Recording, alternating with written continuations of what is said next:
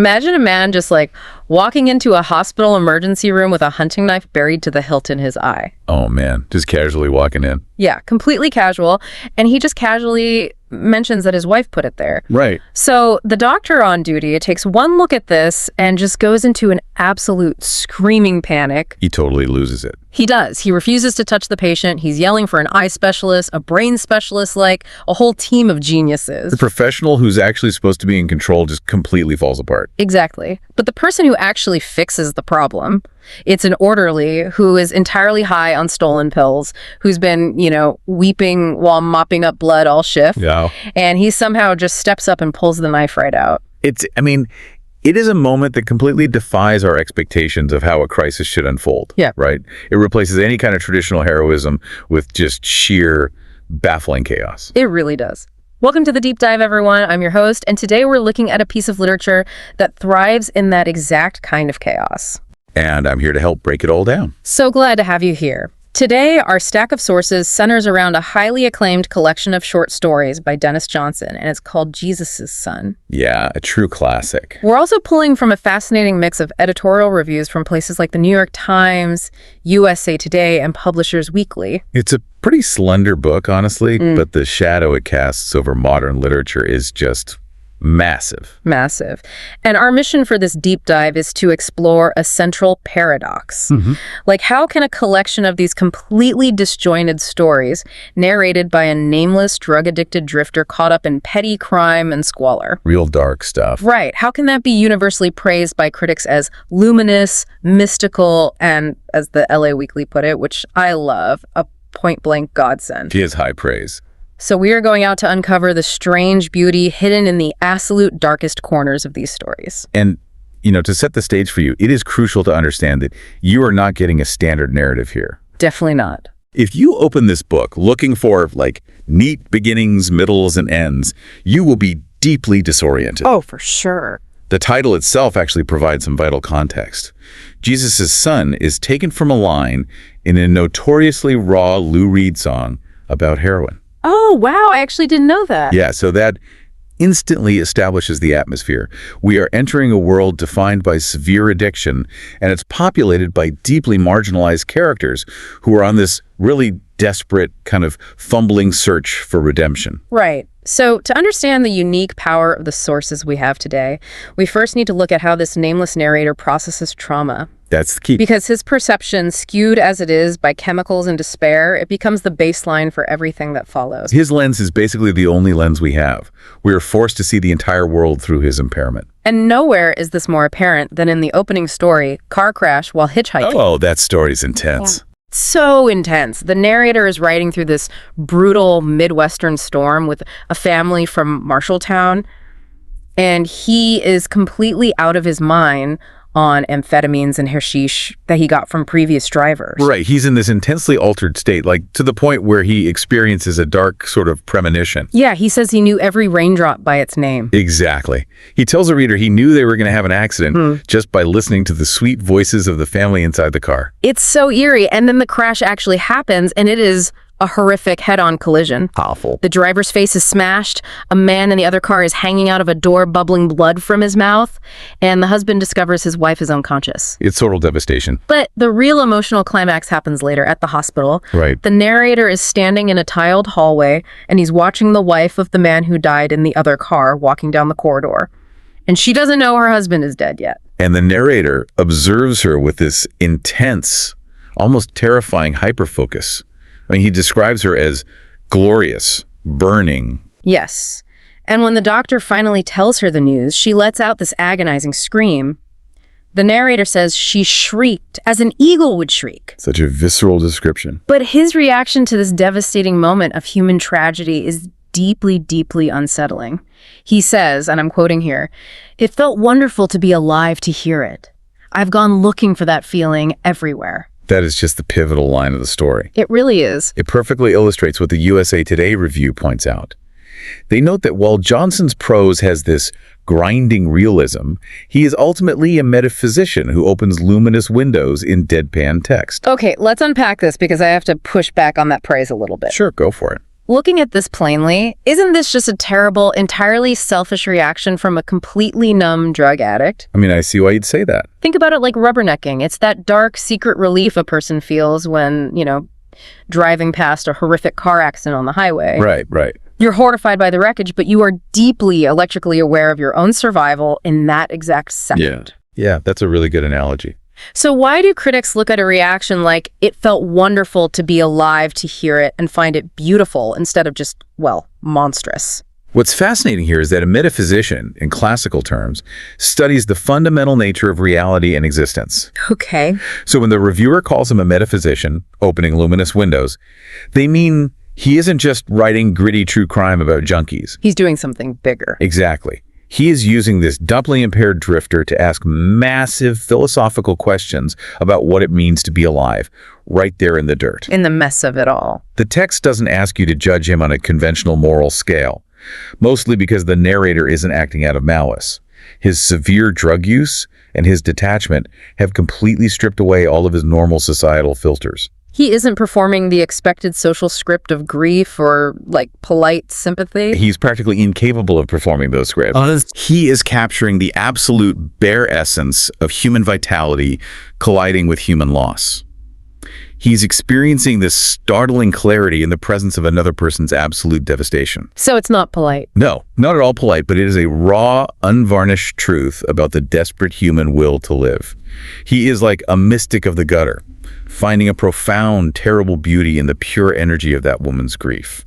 But, this chemical numbness has a secondary effect. Oh, definitely. If you can't feel appropriate horror at a fatal car crash, you also can't feel appropriate urgency in a standard medical emergency. The hierarchy of what matters just completely flattens out. Yes. Here's where it gets really interesting. It's like someone took the audio mixing board of a standard medical drama and completely reversed the sliders. That's a great way to put it. The life or death emergency is muted into background noise, while the petty, selfish complaints of the staff are turned up to maximum volume. And we see this perfectly in the story, Dundon. Oh, the priorities in Dundon are entirely inverted. Completely.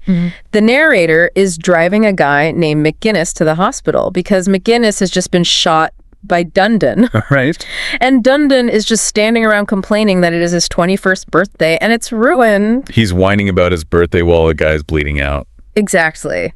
And the narrator, who is driving the bleeding man, isn't primarily concerned with saving McInnes's life. No, not at all. His internal monologue reveals that he just wants to successfully drive to the doctor without getting into a car wreck so that, and I quote, "I hoped I would be liked." He wants social validation more than he wants to save a life. It's insane. And the author achieves this flattening effect on the page by dedicating more descriptive weight to the narrator's pathetic desire to be perceived as competent than to the fact that man is literally bleeding to death in the back seat. And McGinnis actually does die in the car while they're driving down this endless, dusty Iowa road. It just fades away in the background. And it happens again in the story Emergency, which brings us back to our opening scenario. Right, the guy with a knife in his eye. Yes. The narrator is working as a clerk in a hospital emergency room with Georgie, the orderly, who is busy stealing pills from the cabinets and mopping up blood while completely high. Georgie is such a fascinating mechanism in the story. I mean, he operates entirely outside the boundaries of professional medical care. So Terrence Weber walks into the ER with that literal hunting knife stuck to the hilt in his eye. Still makes me cringe. Same. And after the doctor panics, Georgie somehow casually removes the knife without anyone seeing him do it, and then their shift just ends. They just clock out. They clock out. Georgie and the narrator get hopelessly lost in a blizzard and an orange pickup truck. They wander into an abandoned drive-in theater they mistake for a military graveyard. That was surreal. And then they accidentally squash a litter of baby rabbits they were trying to save. Oof, that part. I have to admit, reading the end of Emergency frustrated me at first. I mean, they squash these rabbits and just wander off. It's abrupt. If a listener picks up this book expecting a traditional thriller plot, they are going to get whiplash. My brain is trained to look for a climax or a moral lesson, and here, there is just empty space. Yeah. How are readers supposed to digest these meandering, chaotic events where the heroes do everything wrong? What is the literary purpose of denying the reader that resolution? Well, that frustration is actually the text doing its job. Really? Yeah, as the reviews in Publishers Weekly and The Nation point out, these stories aggressively lack traditional plot arcs. The Nation brilliantly described reading them as being like reading ticker tape from the subconscious. Oh, wow. You're just getting raw data as it prints out without any narrative hand-holding to tell you what it means. Ticker tape from the subconscious. That perfectly captures the disjointed flow. There's no filter organizing the data into a neat story. And the chaos is the point. By presenting fatal overdoses, gruesome injuries, and death with this deadpan, almost careless dialogue, the text forces you to question all of your assumptions. Which is unsettling. Very. It strips away the comforting illusion that the world makes sense, that medical care is always heroic, or that survival is anything other than completely random. The lack of a moral lesson is the lesson itself. Though it is worth noting that not all the critics loved this approach. That's true. That Publishers Weekly review actually complained that the stories were fragmentary and monotonous. Right. They suggested the author was just relying on the shock value of fatal overdoses instead of actual creativity, because when you abandon plot, you rely entirely on the strength of the voice, and for some readers, that voice just becomes a drone. There's definitely a tension there. I mean, we're not taking sides here, but some critics see it as structural genius, while others see it as a lazy reliance on shock. Exactly. When you abandon traditional structure, you really do risk alienating the reader who is looking for a clear moral or a tidy resolution. But for those who lean into the chaos, it's a profoundly different experience. Because beneath all this chaotic drifting, the absurdity, the constant drug use, there is this desperate search for grace and connection. There really is. The narrator knows he's broken. He seems to search for healing by obsessively watching the intimate lives of other people. He becomes a relentless observer, like an outsider to his own existence. It's an intense voyeurism. So what does this all mean?